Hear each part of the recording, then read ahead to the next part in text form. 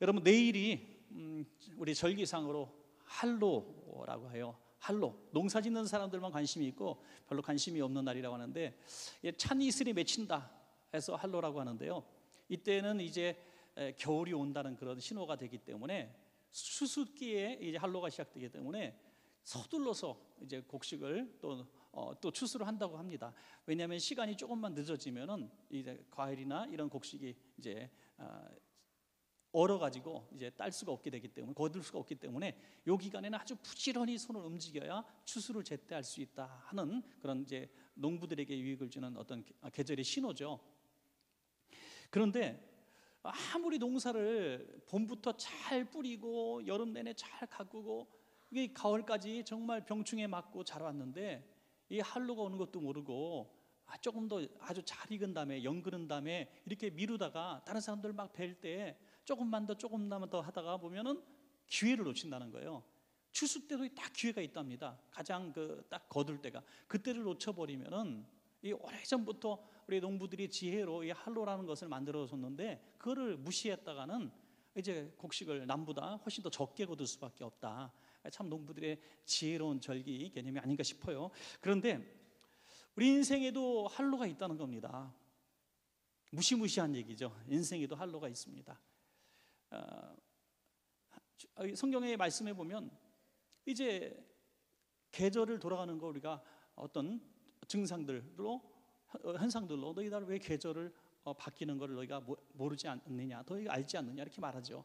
또 말세의 징조들을 쭉 보여주시면서 이런 일들, 지진과 기근과 뭐 이런 것들이 이제 말세 주님 오실 재림의 어떤 증거들, 또 그것이 할로다 이렇게 말씀하고 계시는 것입니다. 뭐 그렇게 거창하게 재림 주님이라든지 또 우리 말세라든지 그런 거 아니라 할지라도 우리 인생의 할로를 우리는 느낍니다. 전에는 잘 걸었었는데 갑자기 숨이 차요. 전에는 계단 가뿐하게 올라갔는데 갑자기 이 손잡이가 없어 못 올라가겠네, 이럴 때가 온다는 것이죠.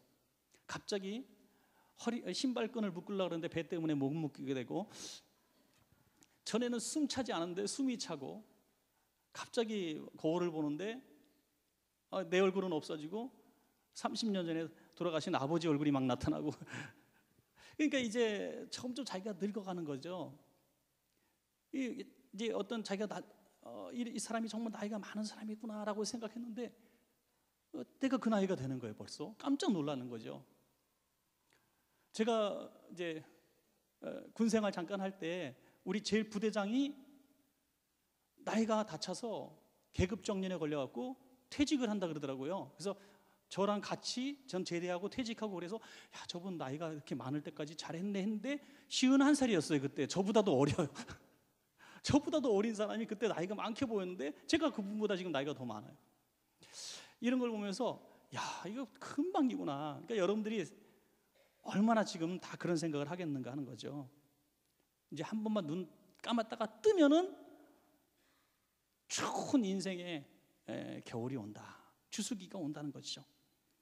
그것을 부인하고 싶고 부정하고 싶어도 그건 사실이기 때문에 우리는 그날을 대비하고 내 인생에 할로가 왔을 때 내가 인생이 이제 기회가, 내가 이런 일을 할 수 있는 기회가 얼마 남지 않았구나, 불의한 청지기 같은 지혜를 우리가 발휘해야 될 때가 아닌가.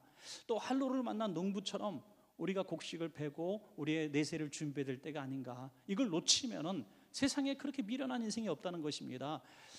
열심히 모태신앙으로 자라고 청년기 또 장년기에 열심히 봉사하고 충성하고 하나님 앞에 이렇게 열심히 일해왔는데 이 추수기를 놓쳐버리면 정말 인생의 그 마지막 순간을 참 의미 없게 보내고 또 우리가 하나님 앞에 받을 많은 추수의 상급을 놓쳐버릴 수도 있다는 것이죠. 오늘 그러한 마음으로 오늘 본문을 통해서 잠깐 은혜를 나누기를 원합니다. 두 가지만 나누겠는데요. 첫째로 무엇이든지 심을 때가 있고 또 심은 대로 거둔다는 것입니다. 심을 때 또 심은 것은 반드시 거둘 때가 있다는 것입니다. 우리가 무엇을 심든지 그 심겨진 것들이 지금 자라고 있는 것입니다. 오늘 먹고 있는 것은 우리가 과거에 심은 것을 먹고 있는 거예요. 오늘 우리 집사님 아무개를 딱 만나서 누구에게 물어봅니다. 우리 이 집사님은 어떤 분이십니까? 라고 세 분에게 물어본다면 세 분이 아마도 비슷한 말을 할 거예요. 아주 극과 극에 상반되는 얘기를 하는 분들은 별로 없을 거예요. 조금 차이가 날지언정 대부분의 평가는 비슷비슷할 거란 말입니다. 그 평가를 누가 만들어냈는가? 바로 내가 이전에 살았던 내 언행 때문에 내가 그렇게 평가를 받는다는 거죠. 나만 세상에서 가장 불이익을 당하고 억울하고, 나만 옳은데 다른 사람들이 다 악하고, 이렇게 생각할 필요가 없다는 것입니다. 내가 뿌린 씨앗의 결과가 오늘 내가 먹고 있는 것이고, 마찬가지로 우리가 이후에 먹을 양식과 또 우리 후손들이 먹을 것들을 지금 우리가 뿌려야 된다고 하는 것입니다. 7절에 보시면 스스로 속이지 말라. 스스로 억지로 속이지 말라는 거예요. 내가 좋은 거 심었는데 왜 나쁜 게 나와? 내가 이렇게 열심히 신앙생활했는데 내가 왜 오늘 이렇게밖에 못 살아라고 이야기하지 말라는 것입니다. 왜? 하나님은 업심여김을 받지 아니하시나니 사람이 무엇으로 심던지 그대로 거두리라. 자기가 심은 대로 먹는 것인데 왜 이것을 스스로 속이느냐? 스스로 자꾸 속이는 거예요. 나는 좋은 것을 얻어야 되는데, 나는 그럴 자격이 있는데 라고 스스로 자꾸 속인다는 것입니다. 마치 콩을 심어놓고 팥이 나기를 기다리는 어리석은 사람과 같다는 것입니다. 분명히 어떤 위기를 만난 두 성도가 있는데 똑같은 얘기를 해요. 한 분은 하나님 앞에 지금 심은 거 없이 얻고 충성하지 못해서 하나님의 징계를 받는 분이고, 한 분은 요셉과 같은 연단을 받고 있는다고 하는데, 두 분 다 똑같은 얘기를 한다는 거예요. 하나님이 좋은 거 주시겠죠 뭐. 한 분은 믿음이고 한 분은 스스로 속는 겁니다. 한 분은 믿음이 있지만 한 분은 스스로 속는 거예요. 수많은 그리스도인들이 잘 될 줄로 믿습니다. 이렇게 믿습니까? 하면 아멘 하면서 기분 좋게 집으로 돌아갑니다. 그런데 이게 기복적 신앙이 아니고 뭐냐 이거죠. 심은 것이 없고 아멘하고 내 감정상 내가 복을 받았다고 믿어지고 하나님이 나를 도와주실 거라고 믿는다고 믿는 대로 되는 것이 아니라는 것입니다. 심은 대로 거두리라. 믿습니까 여러분? 심은 대로 거두리라. 참으로 두려운 말씀이 아닐 수가 없습니다. 어느 교회 성장연구소에서 서울에 있는 대형 교회, 아주 기념비적인 교회에 가서 조사를 했는데 이런 조사 결과가 나왔습니다. 그래도 주일을 적어도 30-40번 정도 주일을 지키는, 그래도 나름대로 절반 이상 지키는 사람이 몇 프로인가 봤더니 불과 70% 정도밖에 되지 않는 거예요. 30% 정도는 주일을 별로 중요하게 여기지 않는 사람들입니다. 조금만 일이 생기면 비가 와도 눈이 와도 좀 길이 미끄러우면 안 나는 분들이었어요. 또 40%는 기도 생활을 전혀 안 하고 있었다고 합니다. 50%는 성경을 전혀 읽지 않습니다. 또 55%는 헌금 생활에 전혀 관심이 없어요. 특별히 11조 얘기죠. 70%는 교회 학교나 찬양대나 구역장님이나 이런 교회의 봉사활동을 전혀 하지 않는다고 했습니다. 무려 85%는 전도를 해본 경험이 없다. 그런데 100%가 모두 하나가 되는 게 있었는데 이 땅에서도 보고받고 천국에 가고 싶다. 이건 100%. 분명히 심은 대로 거두리라고 말씀하셨는데 스스로 속는 사람들이 이렇게 많다는 거예요. 업심여김을 받지 않는다는 뜻이 뭐냐면 무시당하지 않는다, 속지 않는다, 이런 뜻을 가지고 있습니다. 애들이 부모님을 속이려 그러면 다 보이잖아요. 어린애들이 야 내가 너를 낳았노라 그러잖아요. 그죠? 네 뱃속까지 다 알아, 내가 네 생각 다 알아, 이렇게 말하지 않습니까? 마찬가지로 하나님은 우리를 다 아신다. 그러니까 우리가 하나님을 절대로 속일 수가 없다는 것입니다. 바리새인과 서기관과 제사장들이 말합니다. 주여 주여 주여, 주여 주여 주여라고 말할 때 뭐라고 말씀하십니까? 마태복음 7장 21절에 나더러 주여 주여 하는 자마다 천국에 들어갈 것이 아니요 하늘에 계신 내 아버지 뜻대로 행하는 자라야 들어가리라. 심는 게 뭐냐 이거예요. 심는 거는 마음이나 생각 정도가 아니라 삶으로, 행위로 심는 것이 심는 것이다. 믿으시기 바랍니다. 마음으로, 생각으로, 결심으로 심는 게 아니라는 거예요. 그러니까 부흥회라든지 어떤 집회 중에 맞아 저 말씀대로 내가 살아야 되라고, 내가 그래야 하나님께 복을 받지라고 결심을 딱 합니다. 그런데 결심이고 마음으로서 행복하고 그건데 삶으로 전혀 드러나지 않는 거예요. 삶으로 실천이 되지 않고 변화가 일어나지 않는 것입니다. 그럴 때 그것을 심지 않는 것이라. 마치 종자나 곡식을 잔뜩 가지고 있으면서 창고에서 꺼내지도 않는 것입니다. 바리새인과 서기관들의 삶이 그것이라고 말하고 있습니다. 심때 두 종류의 사람이 있습니다. 하나는 육체를 위해서 심는 사람이 있다고 하는 거죠. 이것은 말씀대로 사는 사람이 아니라 마음대로 사는 사람들을 말하고 있어요. 갈라디아서 5장 오늘 전장에 19절부터 21절까지 보면 육체의 일은 분명하니 음행과 더러운 것, 호색, 우상숭배, 주술, 원수 맺는 것, 분쟁, 시기, 분냄, 당짓는 것, 분열함, 이단, 투기, 술 취함, 방탕함, 또한 그와 같은 것들이라. 이런 일을 하는 자들은 하나님의 나라를 유업으로 받을 수 없다고 이렇게 말씀하고 있습니다. 여러분, 여기 모든 것들 보면 육체의 일이라고 했어요. 육체의 일로 심는 것들이 있다는 거예요. 육체의 일로 심는 것들이 결국은 뭡니까? 끔찍한 범죄들, 음란한 일들, 가증한 일들, 극단적인 이기적이들, 또 무너진 도덕, 법규적 이런 것들이 다 육체, 자기 하고 싶은 대로, 자기 마음대로 사는 이 결과라는 거죠. 육체로 심는 것은 그냥 자기 마음대로 살면 다 돼요. 그러나 육체로 심지 않기 위해서 몸부림을 치는 것이 바로 복음으로 심는 것입니다. 복음으로 자기 삶을 변화시키고 절제하는 것이 제대로 심는 것이지, 육체에 하고 싶은 대로 심는 것은 결과가 분명하다. 이 원리는 가정에서도 또 자녀 교육에서도 저는 분명히 드러난다고 봅니다. 지금 자녀들의 마음밭에 있는 것들이 누가 뿌려놓은 것인가? 부모님이 뿌려놓은 것이고 그에 가까운 친구들이 뿌려놓은 것, 결정적으로는 부모님들이 뿌려놓은 것이라고 봅니다. 부모님들이 뿌려놓은 그 씨앗이 지금 자녀들에게서 자라고 있어요. 이걸 보면서 우리는 싹이 나오는 걸 봅니다. 애들은 뭘 보면 안다 그래요? 싹을 보면 안다잖아요. 그래서 싹이 노랗다 그러잖아요. 싹을 보면 안다. 우리 부모님들이 우리 자녀를 바라볼 때 깜짝 놀래요. 아니 제가 왜 저렇게 자라지? 아니 내가 뭘 잘못했지? 내가 애들 잘못 교육시켰네? 이런 얘기들을 막 합니다. 누구나 하는 얘기일 수도 있어요. 근데 그 씨앗을 누가 뿌렸는가? 바로 내가 뿌렸다는 거예요. 내가 뿌린 잘못된 씨앗 때문에 내 아이들이 이런 철학을 갖고 있고 이런 생각을 하고 있고 할 때 우리는 깜짝 놀라게 되는 거죠. 아니 너가 그렇게 잔인한 생각을 하니? 너 그렇게 이기적이니? 그럴 때 우리는 더 이상 그것이 악한 것들이 자라지 않도록 우리는 그 육체로 위해서 심었던 모든 것들을 제거시키고 성령으로 심고 복음으로 심는데 지금이라도 우리가 다시 밭을 개간하고 노력해야 된다고 하는 것입니다.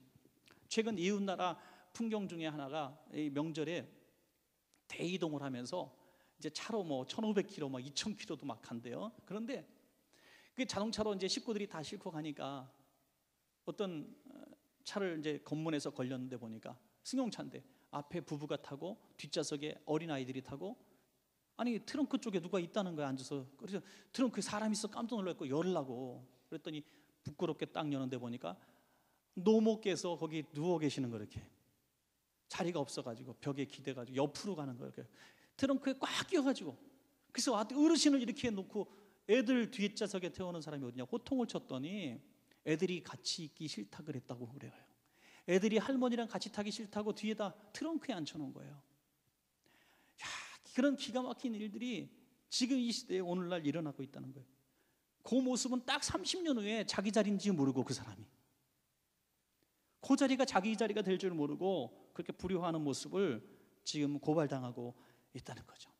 그 뒷좌석에 앉아서 편안히 가고 있는 그 아이들의 심령 속에 부모는 그렇게 해도 되라고 생각했던, 할머니는 이렇게 해도 된다고 생각했던 악하고 더러운 무너진 도덕관을 가라지로 뿌려놨으니 그 아이들이 잘 될 덕이 있는가 하는 거죠. 잠언 22장 6절에 마땅히 행할 길을 아이에게 가르치라. 그러면 늙어도 그것을 떠나지 아니하리라. 할렐루야. 네. 우리 자녀들에게 결혼을 시킬 때도 그러더라고요. 열이면 열, 목사님 믿음만 좋으면 됩니다. 그래요. 저는 이제 안 믿어요. 한두 번 써봤어야지. 키는 뭐 크게 욕심 안 부리고 178 이상만 되면 좋겠고요. 또 인물은 조금 그래도 그 혐오감 안 생기고 조금 잘생기면 좋겠는데 영화보이 이름들이 막 되고 말이죠. 예. 또 뭐 경제적으로도 뭐 그렇게 그냥 자기 그냥 먹고 살 거 큰 거 바라지 않고 연소득 얼마 정도 깜짝 놀랄 만큼 이렇게 자꾸 부르는 거예요. 그러다 보니까 결국에는 찾다가 신앙은 어디 가고 조건만 봐서 믿지 않는 남자를 찾고 믿지 않는 여자와 결혼하는 모습을 우린 너무나 많이 봐요. 여러분, 이것은 뭐 그게 나쁘다 좋다가 아니에요. 그럴 수도 있어요. 몸 안 믿는 남자, 안 믿는 여자 만나서 결혼해서 그 가정을 복음화시키는 좋은 사례들도 사실 굉장히 긍정적이고 좋습니다. 그런데 제가 드리고자 하는 말씀은 이 마음속에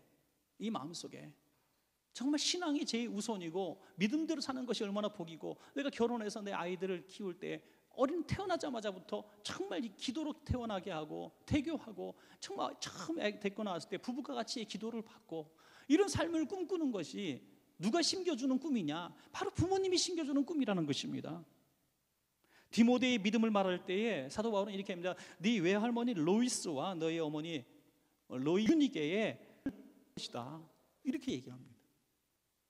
바로 할머니와 어머니의 믿음을 통해서 디모데가 어떤 사람이 되었는가? 너는 어려서부터 성경을 안 사람이 되었다, 이렇게 얘기해요. 성경을 안 사람, 이 심겨졌기 때문에 디모데가 이렇게 훌륭한 믿음의 또 제자가 될 수가 있었던 것이죠. 영국을 구원했던 인물을 웨슬리라고 얘기를 합니다. 웨슬리가 이런 얘기를 했습니다. 나는 내 어머니가 만든 작품입니다. 내 인생의 영원한 스승은 주의 성령님이셔. 성질을 따른 나의 어머니입니다. 어머니는 성령님의 감동을 받아서 우리를 줬다는 거예요. 성령의 사람이, 이것이 바로 영을 위하여 심는 농부의 모습이라고 믿습니다. 다른 농사 다 해도 자식 혹은 성공하시기를 주의 이름으로. 이것이 최고의 축복입니다, 여러분. 최고의 축복. 이제 두 번째로 우리는 성령을 위하여 심는 농부가 되어야 될 줄로 믿습니다. 발 보면 성령을 위하여 심는 자는 성령으로부터 뭘 거둔다고요? 영생을 거두리라. 성령으로부터, 성령이 이루게 하는 것이 이 영생이라는 것이죠. 갈라디아서 5장 22절부터 23절까지 보면 아까 육체의 일은 현저하니와 정반대되는 성령의 9가지 열매가 나오죠. 오직 성령이면 사랑, 희락, 화평, 오래 참인, 자비, 양선, 충성, 온유, 절제, 이 9가지가 나오죠. 이것이 성령의 열매, 성령의 사람이 맺게 되는 열매들이다. 우리 자녀들에게서 또 우리 성도님들에게서 이 9가지 열매들이 나오기를 간절히 바랍니다. 여러분, 성령의 사람은 이렇게 좋은 것들만 나와요. 분노하고 비판하고 짜증내고 화내고 그러면서 나 성령 충만한 사람이라고 말하는 사람 없습니다. 성도님들에게 기쁨이 충만한 모습이 저는 성령의 사람의 모습이라고 믿습니다. 여러분, 희락, 화평 얼마나 좋습니까? 양선, 온유. 그러니까 우리 성도님들이 참 웃고 얼굴 피는 것은 사실 목사 책임이 좀 크다고 생각해요. 목사가, 제가 워낙에 농담도 못하고 워낙에 제가 기도와 말씀에 전무하는 진지한 목사가 되다 보니까 이제 좀 웃으시는데, 하여튼 약간 거짓말을 해요. 웃어요. 여러분은 얼굴이 좀 웃음이 있어야 돼요. 웃음이. 생활이, 목사님 내 삶을 보십시오. 내 생활을 좀 보십시오. 내가 웃게 생겼는가? 웃게 생겼는가? 여러분, 비 오는 날 사거리에서 색동저고리 입고 머리 삥 꽂고 꽃 달고 나온 사람은 심각한 표정 보셨어요? 아주 해맑아요. 행복해. 너무 행복해. 여러분, 뭔가 하나 간 거예요. 좋은 부분으로 간 거예요. 성령의 사람이 되면, 성령에 주면 세상의 어떤 것들이 별로 나를 변화시킬 수가 없어요. 침해당하지 않습니다. 성령의 사람, 내 마음에 치루어졌기 때문에 웃어 행복할 수가 있는 줄로 믿습니다. 주님을 만나는 그 직전에도 주님 어서 오십시오 하고 만족, 내가 왜 준 것이 아니라 지금까지 또 주님의 은혜고 주님 나라가 행복합니다. 잘 때도 감사, 실패에도 감사, 병에도 감사, 이렇게 감사의 조건이 계속 생긴다는 것이죠. 그러면 성령을 위해서 우리가 심으면 바로 이런 삶을 살 수가 있는데, 성령을 위해서 심는 것은 바로 하나님을 위하게 하는 일인데, 하나님을 기쁘시니까 딱 두 가지밖에 없다고. 딱 두 가지. 여러분, 성령을 위해서 많이 심기가, 그럼 딱 두 가지만 잘하면 돼요. 인생에 이제 할로가 왔을 때 우리는 내가 할로가 오늘부터 더 열심히 일하셔야 됩니다. 열심히, 지금까지 안 하셨는데 더 열심히 해야 돼요. 아주 간단하게 말씀드립니다. 첫째는 복음을 전하는 일입니다. 복음을, 조금 전에 말씀드린 그 교회 여아처럼 한 번도 복음을 증거하지 못한 사람이 85% 못한 사람이, 이것은 웬만한 교회에 다 비율과 비슷해요. 그래도 수요예배에 나온 분들은 전도 한 줄로 믿나? 죄송합니다. 부끄럽게 하려고 한 게 그런 거예요. 하여튼 전도를 하는 게 너무너무 어려운 거죠, 사실. 성령을 위하여 심 복음을 위해서는 우리가 장차 살아갈 이 인생의 할로 우리가 피해야 되는 일들이다. 천국 갔을 때 주님이 우리가 제일 먼저 물어보시는 것이 너 때문에 예수 믿은 사람 구원받아서 몇 명이냐 이럴 것 같아요. 그럴 때 저 혼자 예수 잘 믿습니다 라고 말하는 것이 얼마나 부끄러운 거. 그렇게 하라고요. 복음을 증거하고 내가 또 내가 축복해서 참 복받은 사람들, 하나님의 사람인데 내가 나보다 먼저가 있는 분들이 나를 영접하러 나온다. 물론 저는 뭐 실제 경험하지 못한 얘기지만 그런 분들의 얘기를 전 들어본 거 있어요. 얼마나 참 좋을까 싶어요.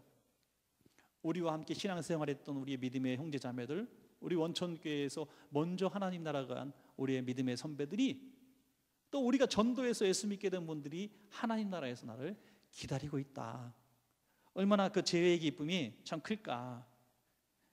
이것저것 없어도 우리가 복음의 씨를 심는 사람이 가장 큰 부자가 될 줄로 믿습니다. 여러분, 하나님 나라에서도 제일 빛나는 집이, 빛나는 면류관이 영혼구원의 면류관일 줄로 그렇게 믿습니다. 또한 성령을 위해서 심는다는 거, 마지막 두 번째는 오늘 10절에 보니까 기회에 있는 대로 심어야 될 것이 있어요. 기회에 있는 게 뭡니까? 착한 일이라고 했어요. 선행. 우리가 성령을 위하여 심는다는 것은, 다시 성령이 뭡니까? 하나님을 위해서 심는다는 것은 바로 하나님께 행하는 선한 일들이죠. 그 하나님이 어디 있습니까, 여러분?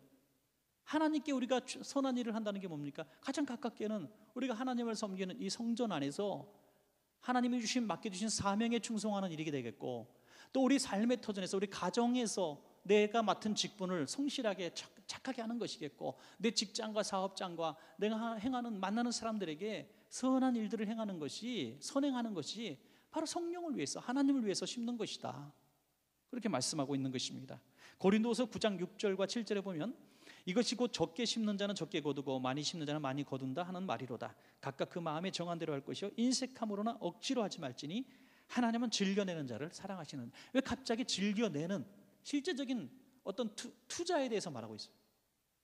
이것은 심는 거기 때문에 저는 투자라고 말씀을 드렸습니다. 심는 거예요. 선한 일들은 하나님께 구워드리는 것이라 했어요. 옥에 갇혔을 때 돌아보았고, 또 배고플 때 먹을 것을 줬고, 추웠을 때 옷을 입혀주었고, 이것이 곧 작은 자에게 한 것이 내게 한 것이다. 그렇게 말씀하신 것처럼 하나님께 선한 일을 하는 것은 바로 이웃을 돌보는 일이다. 성경은 그렇게 말씀하고 있는 것입니다. 여러분, 선한 일 얼마나 귀한지 알 수가 없습니다. 오늘도 아까 잠깐 우리 목사님과 함께 최근에 녹화한 그 방송을 잠깐 봤습니다만은 2년 전쯤에 참 지금 그 잊을 수가 없어요. 그 아프리카 아이들, 배고픈 아이들을 먹이기 위해서 그 했던 행사, 불과 몇 개월의 행사를 통해서 불과 1,500명의 급식을 먹던 아이들을 그 방송 몇 개월을 통해서 1만 명이 먹도록 후원이 들어왔다는 것은 어마어마한 축복이 아닐 수 없습니다. 여러분, 작은 일 그 촬영 한번 하고, 제가 우간다를 갔다 왔습니다만은 그것을 잠깐 방영한 걸로 말미암아 무려 정말 8,000명 이상 더 되는 아이들이, 굶던 아이들이 밥을 먹게 되었다. 매일. 이건 놀라운 일 아닙니까? 근데 그것은 제가 한 일도 아니고 누가 한 일도 아니고, 그걸 보면서 내 마음속에 내가 좀 일을 도와주겠다, 내가 나만 잘 먹고 살아서 안 되겠다 해서 ARS 팍 누르고, 그리고 한 달에 3만 원씩 이렇게 드리겠다고 약속을 하고, 저희 가정도 그래서 지금 3명의 아이를, 그때부터 지금 3명의 아이를 케어하고 있는데, 계속해서 우리가 그렇게 정말 우리가 선행을 기회가 딱 주어졌을 때 할 수 있는 만큼만 하는 거예요. 다 아프리카 아이들을 우리가 먹일 수도 없고, 또 다른 나라의 아이들을 다 먹일 수도 없고, 지금 난민을 우리가 다 받아들일 수도 없고, 우리가 할 수 없는 일들이 너무나 많지만은 그걸 가지고 정부가 해야 된다, 돈 많은 사람이 해야 된다, 돈 많은 기업들이 해야 된다, 이러는 사람들은, 입 가진 사람들은 다 떠들어대요. 그런데 막상 자기 곁에서 자기에게 도움을 구하는 사람에게 돈 1,000원, 10,000원짜리 한 장 주머니에서 나올 줄 모르는 사람들이 훨씬 더 많다는 것입니다. 여러분, 우리가 억지로 하는 것이 아니라 내 마음속에 긍휼히 여기는 마음이 있으면 우리는 선행을 베풀 수가 있습니다. 긍휼히 여기는 마음은 누가 주신 마음입니까? 성령이 내 안에 있다는 증거입니다. 저는 여기서 하나 분명한 사실을 깨달았어요. 거두기 위해서 심는 사람은 많지도 않지만은 거두기 위해서 심는 사람은 낙심이 곧 찾아옵니다. 거두기 위해서 심는 사람은 곧 불평하게 돼 있습니다. 어떤 상황이 딱 이르르면 이렇게 얘기합니다. 하나님이 어디 있어? 내가 이렇게 충성했는데, 내가 이렇게 교회에서 헌신했는데, 내가 이렇게 선한 일을 많이 하고 참았는데 하나님 왜 내게 복을 안 주셔? 이번이 마지막이야. 하나님, 이번에 내가 이 문제 해결 안 되면 하나님 떠날 거야. 이런 수준이 되는 것이 복을 받기 위해서 심는 사람들의 수준입니다. 그러나 성령이 역사하셔서 쓰기 위해서 심는 사람은 많지도 않지만은 거두기 위해서 심는 사람은 낙심이 곧 찾아옵니다. 거두기 위해서 심는 사람은 곧 불평하게 돼 있습니다. 어떤 상황이 딱 이르르면 이렇게 얘기합니다. 하나님이 어디 있어? 내가 이렇게 충성했는데, 내가 이렇게 교회에서 헌신했는데, 내가 이렇게 선한 일을 많이 하고 참았는데 하나님 왜 내게 복을 안 주셔? 이번이 마지막이야. 하나님, 이번에 내가 이 문제 해결 안 되면 하나님 떠날 거야. 이런 수준이 되는 것이 복을 받기 위해서 심는 사람들의 수준입니다. 그러나 성령이 역사하셔서 성령님이 감동하셔서 내가 심은 것은 성령님을 위해서 심었기 때문에 드린 것입니다. 그것으로 끝나는 거예요. 그 이후에 그 사람은 분명히 하나님의 복을 받습니다. 왜? 하나님이 받으셨기 때문인 줄로 믿으시기 바랍니다. 그러므로 하나님은 스스로 속지 않는다. 우리가 복 받기 위해서 심는 것은 길바닥에 차라리 버리고 마십니다. 억지로 내는 헌금, 억지로 하는 충성, 억지로 하는 헌신, 길바닥에 버리는 게 나아요. 하나님께서 내 마음속에 주신 감동대로 너무나 감사하고 기뻐서 성령의 기쁨대로 이렇게 할 때 낙심하지 않을 줄로 믿습니다. 여러분, 9절에 보시니까 우리가 선을 행하되 낙심하지 말지니 포기하지 아니하면 때가 이름에 거두리라. 때가 이름에 거두리라. 우리는 절대로 이 인생의 할로 왔다고 생각하시는 분들이 있습니까? 지금까지는 우리가 육체를 위해서는 이런저런 일을 많이 심었습니다. 나를 지장하는 데 많은 것들을 썼고 내가 누리는 것들에 너무 많은 시간을 보냈습니다. 내가 살 집과 내가 있을 누릴 것들에 대해서 너무 많은 신경을 쓰고 살았습니다. 그런데 평생을 그렇게 우리는 보통 삽니다. 그러나 인생의 할로가 왔을 때, 내 인생의 추수기가 왔다고 여겨질 때, 영혼의 추수 때가 왔다고 여겨질 때 우리는 더 이상 그렇게 살면 안 됩니다. 우리는 그때 남들보다 더 열심히 영혼의 때를 준비하고 성령을 위하여 더 열심히 심는 때라는 사실을 믿으시기 바랍니다. 때가 이름에 거두리라. 히브리서 9장 27절에 한 번 죽는 것은 사람에게 정하신 것이요 그 후에는 심판이 있으리라. 심판이 있으리라. 그래서 우리에게 하나님께서 주신 마지막 이 할로의 뿌리는 텃밭을 우리에게 선물로 주셨는데 저는 그것이 교회인 줄로 확실히 믿습니다. 교회를 통해서 우리는 뿌리는 삶, 심는 삶을 분명히 할 수 있어요. 골로새서 1장 24절 보니까 사도 바울이 이제 골로새 교회 성도들을 향해서 이렇게 말합니다. 내가 이제 너희를 위하여 받는 괴로움을 기뻐하고 그리스도의 남은 고난을 그의 몸된 교회를 위하여 내 육체에 채우노라. 그리스도의 고난이 남아있다고 했어요. 예수는 그리스도께서 십자가를 지시고 부활하심으로 주님은 고난을 다 완성하셨고 그 고난으로 말미암아 우리가 구원을 받았습니다. 그런데 고난은 완성의 고난이셨어요. 그러나 남은 고난을 우리에게 주셨다 그랬어요. 그 남은 고난이 뭐냐? 몸된 교회를 위하여라고 했어요. 여러분, 교회가 오늘날 하나님의 주님의 몸인 줄로 여러분 믿으시기 바랍니다. 지금 교회가 너무 권위가 땅바닥에 떨어졌어요. 교회가 너무 많아요. 거기에는 수많은 우리 목회자들의 참 잘못이 제일 크다고 봐요. 교회의 문제들은 목사들의 문제가 제일 큽니다. 이건 정말 고백할 일이에요. 목사들이 이렇게 교회를 막 만신창이 만들어 놓고 찢어 놓고 갈라 놓은 건 사실이에요. 그러나 그럼에도 불구하고 교회는 주님의 몸입니다. 이것을 통해서 우리가 심고 텃밭 가꾸듯이 복을 받아야 돼요. 이 서울 인근에 보면은 이 주말 농장 같은 게 다 있잖아요. 내가 잠깐 가서 이만큼 빌리는데 거기다가 뭐 심고 얼마나 애들이 즐거워합니까? 꼭 해본 사람처럼 얘기하네요. 하여튼 막 즐거워해요. 가서 뭐 농장에서 뭐 갖고 왔다 그러다가 막 행복해요. 내 땅도 아니고 잠깐 주말에 가서 돈 얼마 주고 이렇게 빌린 땅인데도 그렇게 행복하고 심잖아요. 심으면서 뭐라 그래요? 아, 오늘 씨 갔다 버렸다 이렇게 말하지 않잖아요. 이제 좀 있으면 가서 여기 가서 상추도 따고 또 콩도 따고 하자 이렇게 말하지 않습니까? 그 어린아이 때부터도 그 작은 거 심고도 내 땅도 아닌데도 가서 그 얼마 불과 몇만 원 안 되는 그 조그만 돈을 내고 내가 요만큼 얻어가지고 심는데 그 내 땅처럼 행복해하고 즐거워하는 것은 거두는 것이 내 것이라고 믿기 때문인 것입니다. 여러분, 교회를 위해서 우리가 일하는 게 아니라 교회의 어떤 체제 유지와 교회의 어떤 재정이 부족해서 내가 채워드리는 것이 아니라 교회가 내가 일해서 돌아가야 되는 것이 아니라 하나님께서 우리에게 복 주시기 위해서 텃밭을 주셨다는 것입니다. 텃밭이에요. 이곳에서 수고하고 심고 땀을 흘리고 하면 우리와 후대가 우리가 추수를 거두게 되는 줄로 그렇게 믿습니다. 그리스도의 남은 고난을 왜 남겨두셨을까요? 구원은 완성하셨는데 왜 고난을 남겨두셨을까요? 교회를 위하여 고난을 남겨두었다. 그래서 육체에 채운다고 했습니다.